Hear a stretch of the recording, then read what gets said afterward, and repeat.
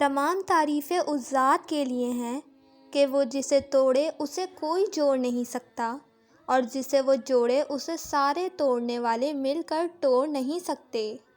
سچ بول کر بے شک کسی کا دل توڑ دو، مگر جھوٹ بول کر کسی کو خوشی مت دو۔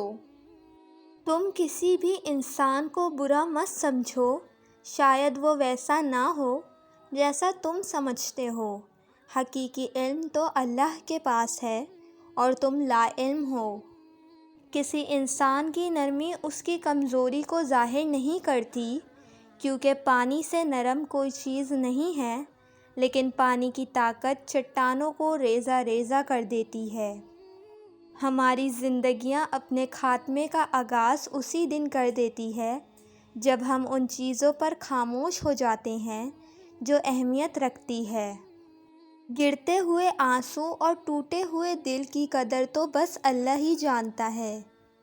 اپنا پیسہ ان چیزوں پر خرچ کیجیے جنہیں پیسے سے خریدا جا سکتا ہے، اور اپنا وقت ان چیزوں پر صرف کیجیے جنہیں پیسے سے خریدا نہیں جا سکتا۔ جب آپ ایک مشکل وقت سے گزر رہے ہوتے ہیں اور یہ سوچتے ہیں کہ اللہ کی مدد کہاں ہے، تو یہ یاد رکھیے، استاد، ٹیچر امتحان، ٹیسٹ لیتے وقت خاموش ہی ہوتا ہے۔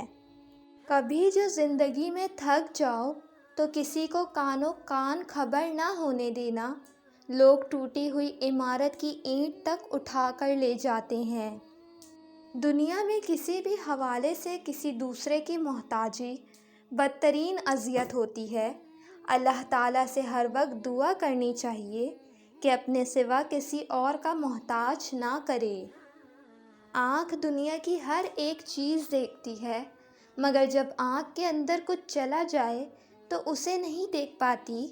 بالکل اسی طرح انسان دوسروں کے عیب تو دیکھتا ہے، پر اپنے عیب اسے نظر نہیں آتے۔ دنیا اگر ہاتھ سے نکل جائے تو بندہ غریب ہو جاتا ہے، اور اگر یہ دنیا دل سے نکل جائے تو بندہ ولی ہو جاتا ہے۔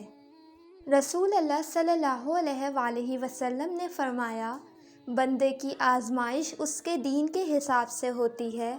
اگر وہ اپنے دین میں پختہ اور مضبوط ہو تو اس کی آزمائش بھی زیادہ ہوتی ہے، اور اگر اس کا ایمان کمزور ہو تو اس کی آزمائش ہی حساب سے کم ہوتی ہے۔